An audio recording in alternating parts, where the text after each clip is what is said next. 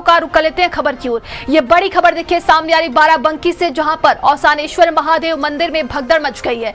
भगदड़ में 2 श्रद्धालुओं की मौत हो गई है, 30 लोग इसमें घायल हो गए हैं। सावन के तीसरे सोमवार पर श्रद्धालुओं की भारी भीड़ उमड़ी थी। मंदिर में करंट फैलने से भगदड़ मच गई। जलाभिषेक के दौरान बिजली का तार टूटा था और तार टूटकर टीन शेड पर गिरा, जिसमें करंट फैल गया। हैदरगढ़ के औसानेश्वर महादेव मंदिर की ये पूरी घटना बताई जा रही है और सभी घायलों को अस्पताल में भर्ती कराया गया है, जहां पर उनका इलाज चल रहा है। ये बड़ी खबर बाराबंकी से है। औसानेश्वर महादेव मंदिर में भगदड़ मच गई है और इसमें 2 श्रद्धालुओं की मौत हो गई है, तो 30 घायल हो गए हैं। और आज देखिए सावन का तीसरा सोमवार है, ऐसे में हर जगह शिवालयों पर भक्तों की भारी भीड़ देखने को मिल रही है। औसानेश्वर महादेव मंदिर में भी भक्त पहुंचे हुए थे, लंबी लंबी कतारें लगी हुई थी और बताया जा रहा है कि अचानक से बिजली का तार गिरता है और जिसकी वजह से वहां पर करंट फैल जाता है। इस भगदड़ में 2 लोगों की जान चली गई है और 30 श्रद्धालु इसमें घायल हो गए हैं।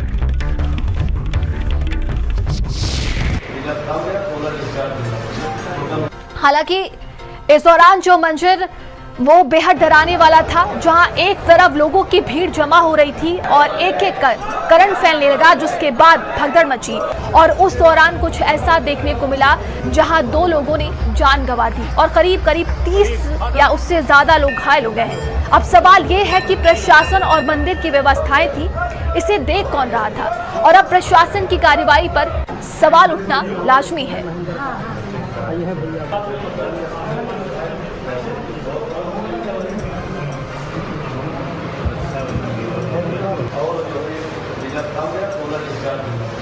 दो लोगों की जान चली गई है और अब लगातार देखिए प्रशासन पर ही सवाल उठेगा कि आखिर क्या व्यवस्थाएं की गई थी।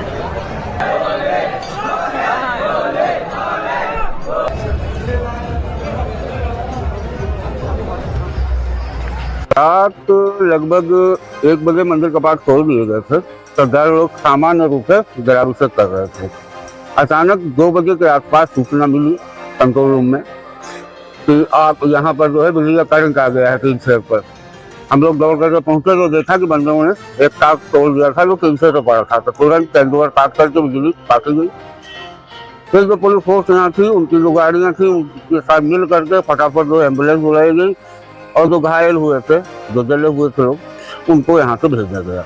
नहीं, भगदड़ जैसी कोई हालत नहीं। अब तो फिर सडनली कोई घटना होती है तो भगदड़ नहीं होती है, लोग स्वयं ही दाएं बाएं सहम जाते हैं, तो अपने आप बची हो जाती है। हम खड़े हैं हैदरगढ़ तहसील के अंतर्गत, जहां औसानेश्वर मंदिर है, पौराणिक मंदिर है, यहाँ पर हम खड़े हैं। यहाँ बीती रात एक हादसा हो गया था, जहाँ पर ये जो टी शेड बना हुआ है, जहाँ आप देख रहे होंगे, ये जो टी शेड है, इसी के ऊपर जो है जो बंदर हैं, बंदरों की उछल कूद से पेड़ से किसी जो बंदर कूदे, उसके बाद में यहाँ टी शेड पर करंट उतरा। इसके बाद में जो लोग नीचे से निकलने की कोशिश कर रहे थे, वो लोग करंट की चपेट में आए और लगभग बात करें तो करीब 29 लोग जो हैं वो घायल हैं, जिनका CHC में इलाज चल रहा है और जिसमें से 2 गंभीर घायल थे, जिनको जिला अस्पताल रेफर किया गया था, उनकी जो है वहाँ पर मौत हो गई है। तो कहीं ना कहीं बड़ा भीषण हादसा है और तत्काल यहाँ मौके पर SP जो है अर्पित विजयवर्गीय और डिस्ट्रिक्ट मजिस्ट्रेट शशांक त्रिपाठी मौके पहुंचे अपने बल के साथ और यहाँ पर व्यवस्थाएं सुनिश्चित कराई।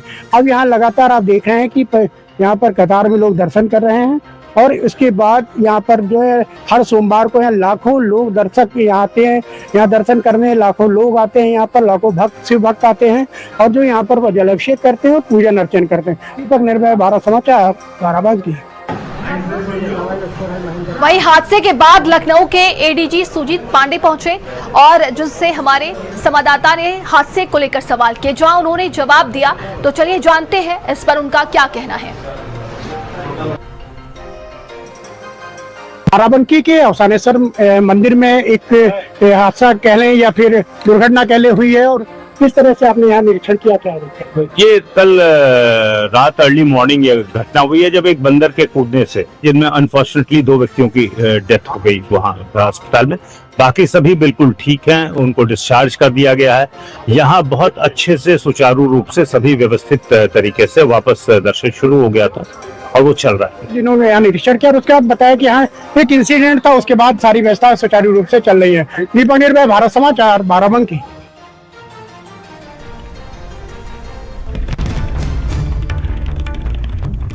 ये खबर बाराबंकी से है, जहां पर मंदिर में मची भगदड़ से जुड़ी ये बड़ी खबर देखिए सामने आ रही है। भगदड़ में मृतकों के परिजनों को मुआवजा मिलेगा। देखिए ये बड़ा ऐलान किया गया है।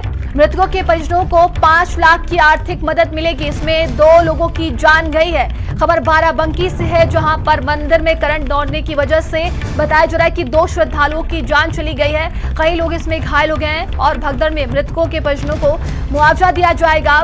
मृतकों के परिजनों को 5 लाख की आर्थिक मदद दिए जाएंगे, ये ऐलान किया गया है। वहीं मुख्यमंत्री योगी आदित्यनाथ ने भी इस हादसे का संज्ञान लिया था, अधिकारियों को तमाम निर्देश दिए थे।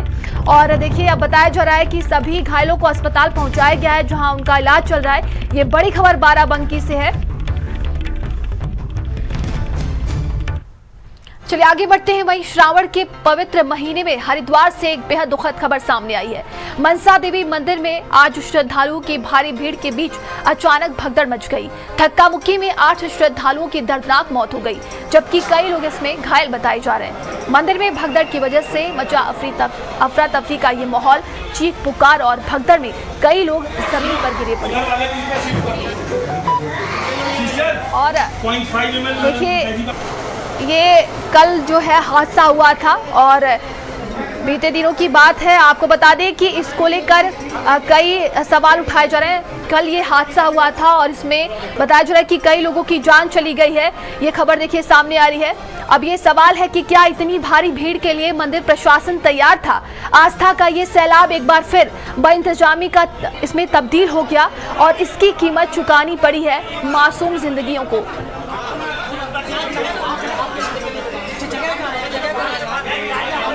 तो देखिए प्रशासन पर भी अब ये कई सवाल उठाए जा रहे हैं। ये बेहद दुखद खबर सामने आई थी कल। मनसा देवी में भारी श्रद्धालुओं की भीड़ थी और भीड़ अचानक इतना बढ़ गई कि वहां पर भगदड़ मच गई थी। धक्का मुक्की में बताया जा रहा है कि 8 श्रद्धालुओं की दर्दनाक मौत हो गई थी और जबकि इसमें कई लोग अभी भी घायल बताए जा रहे हैं। मंदिर में भगदड़ की वजह से वहां पर अफरा तफरी का माहौल देखने को मिला। चीख पुकार और भगदड़ में कई लोग जमीन पर गिर गए और अब यही सवाल उठाया जा रहा है कि क्या इतनी भारी भीड़ के लिए मंदिर प्रशासन तैयार था? आस्था का ये सैलाब एक बार फिर बेइंतजामी में तब्दील हो गया और इसकी कीमत चुकानी पड़ी है मासूम जिंदगी को। 2 ये अलग अलग तस्वीरें आप देखिए। पहले ये मनसा देवी की तस्वीर है जो कि यहाँ पर कल भगदड़ मची और ये तस्वीरें आप देखिए बाराबंकी के औसानेश्वर महादेव मंदिर में सोमवार के दिन ये हादसा हुआ है और श्रावण का तीसरा सोमवार है। ऐसे में श्रद्धालु वहां पर मंदिर में दर्शन पूजन के लिए पहुंचे थे, लेकिन उन्हें नहीं पता था कि इस कदर ये हादसा हो जाएगा और जिसमें 2 लोगों की जान चली जाएगी। ये 2 अलग अलग तस्वीरें हैं। मंदिर प्रशासन की अगर बात करें तो तमाम दावे और वादे किए जाते हैं कि हमारी तरफ से पूरी व्यवस्थाएं हैं, पूरी तैयारी है, लेकिन जब वहां पर बड़ी संख्या में श्रद्धालु पहुंचते हैं तो ऐसे ही हादसे सामने आते हैं। लाजमी है सवाल उठना प्रशासन पर। दावे तमाम बड़े किए जाते हैं, लेकिन ये हादसे इस तरह रहते हैं और ये व्यवस्थाएं इस तरह रहती हैं कि ये हादसे हो जाते हैं। ये तस्वीरें आप 2 अलग अलग देख सकते हैं। भाई भीड़ देख लो आप। तो ये पहली तस्वीर मनसा देवी की है, जहां पर भारी संख्या में श्रद्धालु पहुंचे हुए थे और भगदड़ मच गई जिसमें कई लोगों की जान चली गई। और ये दूसरी तस्वीर बाराबंकी की है, जहां पर करंट लगने की वजह से वहां पर भगदड़ मच गई और इसमें 2 लोगों की जान चली गई है। करीब 30 लोग इसमें घायल बताए जा रहे हैं। तो ये 2 अलग अलग तस्वीरें हैं, आप देख सकते हैं। और श्रावण मास में बात की जाए तो प्रशासन की तरफ से तमाम बड़े बड़े वादे भी किए गए थे कि हमारी तरफ से पूरी तैयारी है और सुरक्षा बलों की तैनाती हर जगह रहेगी, लेकिन ये 2 अलग अलग तस्वीरें बहुत कुछ कहती हैं। तो मंदिर में बेइंतजामी या भीड़ नियंत्रण में नाकामी है। भाई भीड़ देख लो आप। चलिए आगे बढ़ते हैं। खबर दिल्ली से है, जहां पर ऑपरेशन सिंदूर पर आज से संसद में चर्चा होगी। रक्षा मंत्री राजनाथ सिंह 12 बजे लोकसभा में बोलेंगे। कांग्रेस की तरफ से राहुल गांधी लोकसभा में बोलेंगे। प्रियंका गांधी, गौरव गोगोई लोकसभा में आज बोलेंगे और कांग्रेस ने अपने सांसदों के लिए व्हिप जारी किया है। चर्चा के दौरान लोकसभा में रहने के निर्देश दिए गए। सुबह 11 बजे से शुरू होगी लोकसभा की कार्यवाही। तो आज एक बार फिर से जोरदार हंगामा देखने को मिल सकता है और लोकसभा में 9 घंटे का समय निर्धारित किया गया है। ऑपरेशन सिंदूर को लेकर चर्चे की जो मांग की जा रही थी लगातार विपक्ष की तरफ से, और आज चर्चा किया जाएगा।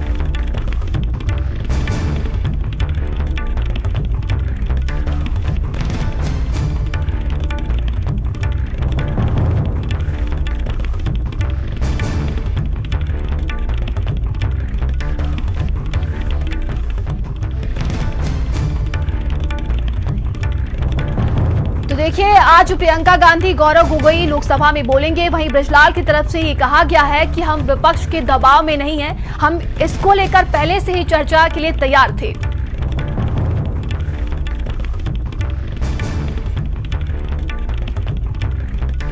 तो सुबह 11 बजे से लोकसभा की कार्यवाही शुरू होगी और ऑपरेशन सिंदूर पर आज संसद में चर्चा की जाएगी।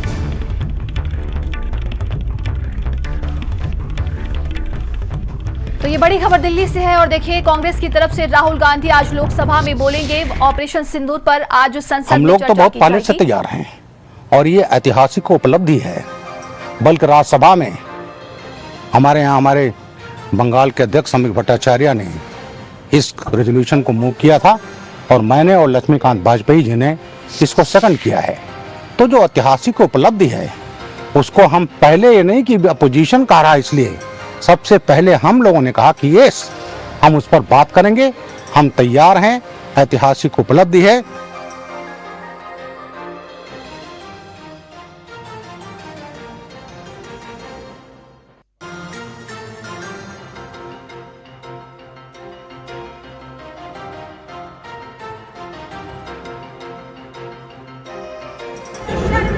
के 12 बजे। लेकिन ये तस्वीरें आप देखिए, विपक्ष की तरफ से अभी से ये प्रदर्शन शुरू हो चुका है। हंगामे के आसार अब नजर आ रहे हैं। विपक्ष की तरफ से आज भी एक बार फिर से जोरदार हंगामा होगा। लगातार उनकी तरफ से मांग की जा रही थी कि प्रधानमंत्री नरेंद्र मोदी आकर खुद जवाब दें, लेकिन 12 बजे आज रक्षा मंत्री राजनाथ सिंह बोलेंगे लोकसभा में, और कांग्रेस की तरफ से राहुल गांधी आज लोकसभा में बोलेंगे। इसके बाद प्रियंका गांधी, गौरव गोगोई लोकसभा में बोलेंगे। लेकिन इसके पहले की ये तस्वीर आप देखिए, और अब देखिए ये अलग अलग तस्वीरें, संसद के बाहर की तस्वीरें ये सामने आ रही हैं। ऑपरेशन सिंदूर पर आज चर्चा किया जाएगा, तो जिसको लेकर 9 घंटे की निर्धारित समय तय कर लिया गया है, और आज लोकसभा में 9 घंटे पूरे चर्चा किया जाएगा, और कल राज्यसभा में ऑपरेशन सिंदूर को लेकर चर्चा होगी। तो कांग्रेस ने अपने सांसदों के लिए व्हिप जारी किया है। चर्चा के दौरान लोकसभा में रहने के निर्देश दिए गए हैं। सुबह 11 बजे से थोड़ी ही देर में देखिए कार्यवाही शुरू होने वाली है, और ये अलग अलग तस्वीरें हम आपको दिखा रहे हैं। ये सत्ता पक्ष की तरफ से यहाँ पर प्रदर्शन किया जा रहा है। विपक्ष की तरफ से जोरदार हंगामा आज के दिन भी देखने को मिल सकता है।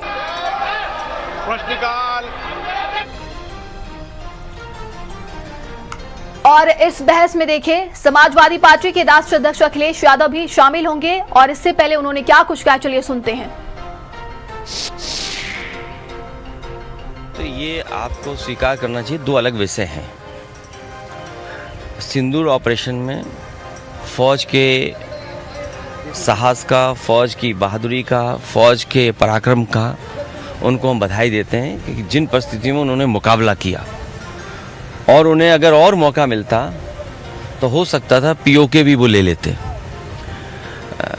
जहाँ तक पहलगांव का सवाल है, जब चर्चा पहलगांव पर होगी, उससे पहले भी ये घटना हुई है, आखिरकार उसकी भी जानकारी अभी जनता को नहीं मिली है। और आप तो जागरूक लोग हैं, पहलगांव में क्या हुआ और उससे पहले जो हमारे जवान शहीद हुए थे उसकी भी जानकारी और सच्चाई अभी तक नहीं मिली है। तो आखिरकार आतंकवाद और आतंकवादी घटनाएं बार बार क्यों हो रही बीजेपी की सरकार में, सवाल तो यही है।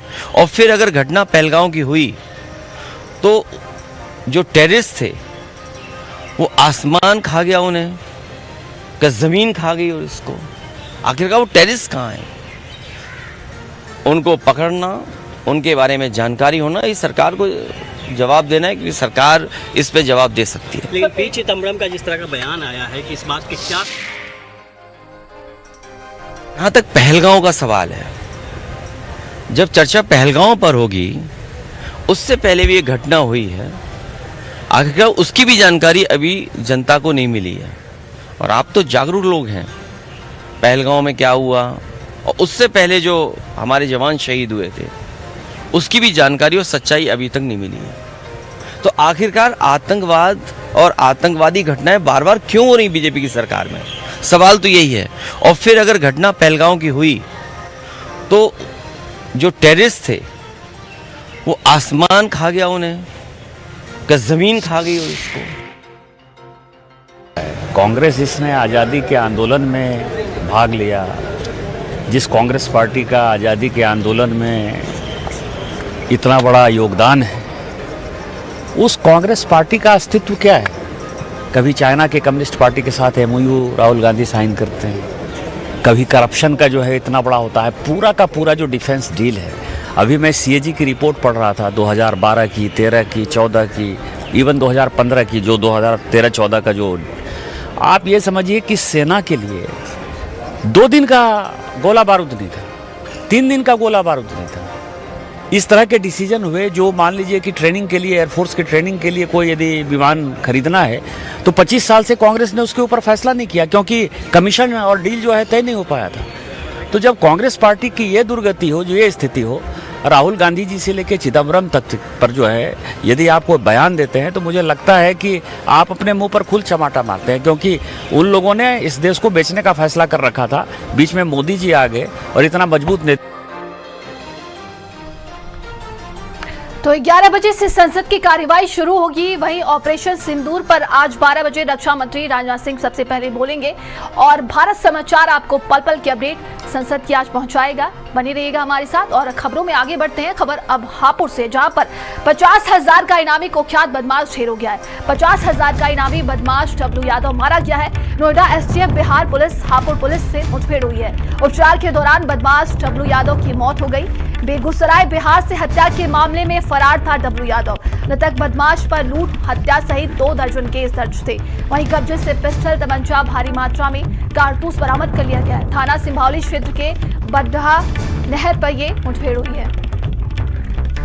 तो लगातार इस बदमाश की तलाश की जा रही थी और बताया जा रहा है कि 50,000 का इनामी बदमाश ढेर हुआ है। बिहार का खूंखार डब्लू यादव एनकाउंटर में ढेर हुआ है। 3 राज्यों की पुलिस का साझा ऑपरेशन चला, जिसके बाद से उसको ढेर कर दिया गया। मुठभेड़ में घायल, इलाज के दौरान दम तोड़ दिया। तो 50,000 का ये इनामी बदमाश है। बिहार पुलिस के हिट लिस्ट में नाम इसका टॉप पर था। बिहार में करीब 24 मुकदमे इस पर दर्ज थे। वहीं हत्या, अपहरण जैसे मामलों में वांछित था। लगातार पुलिस इसकी तलाश में थी। बिहार पुलिस ने 50,000 का इनाम घोषित किया था।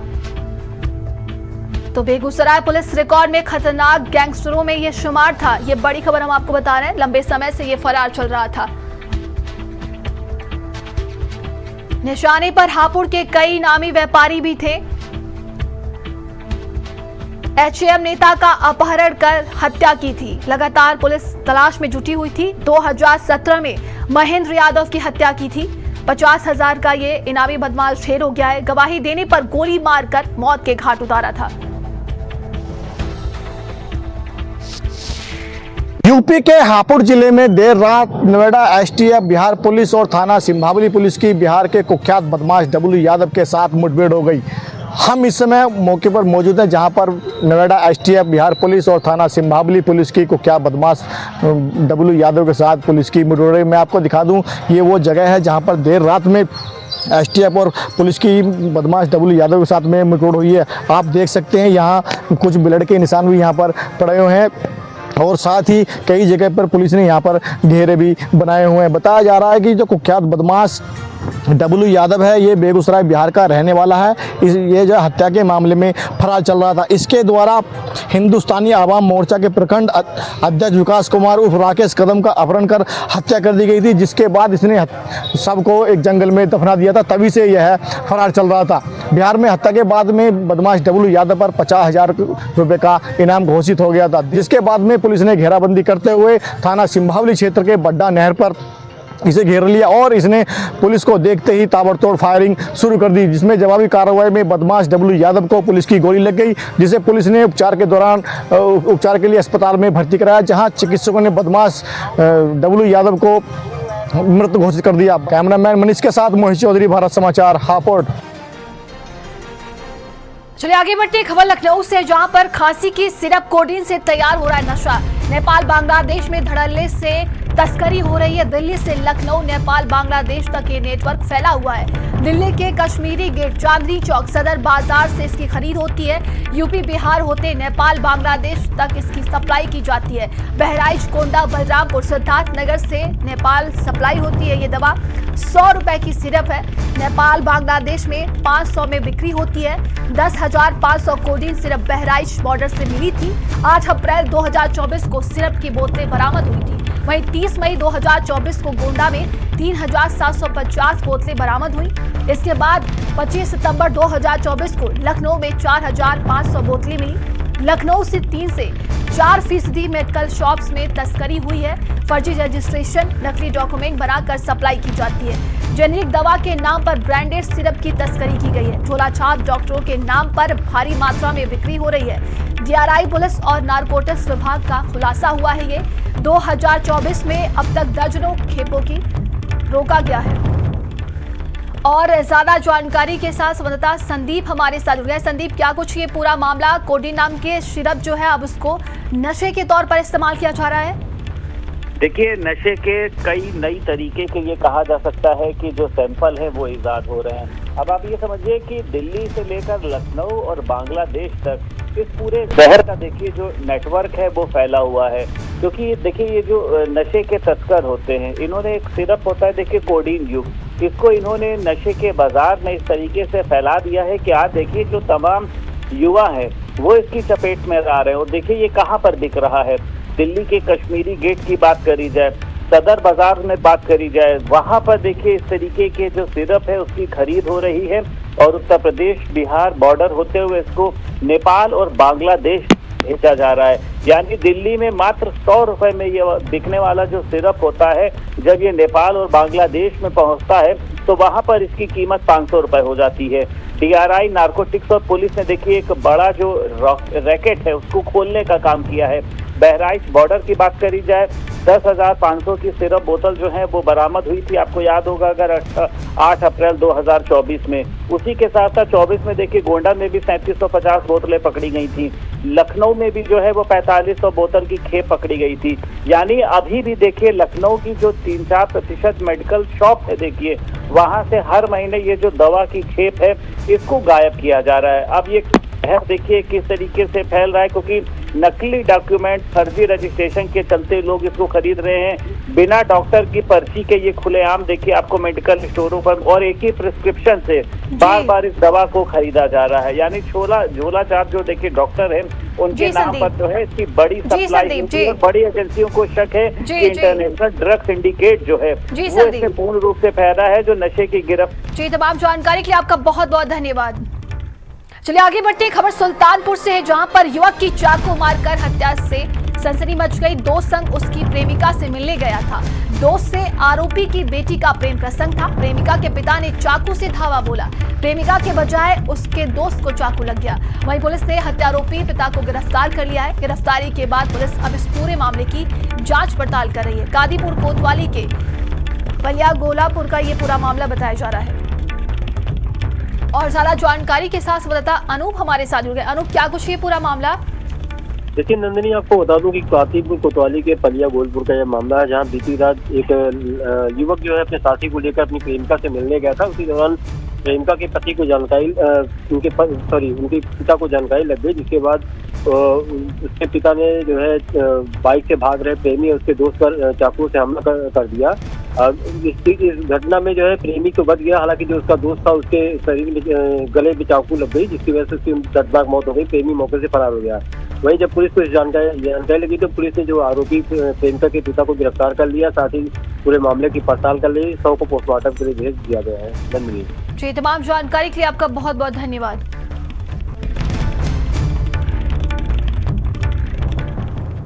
खबरों का सिलसिला लगातार जारी है। रुकते एक छोटे से ब्रेक के लिए बने रहिए भारत समाचार के साथ।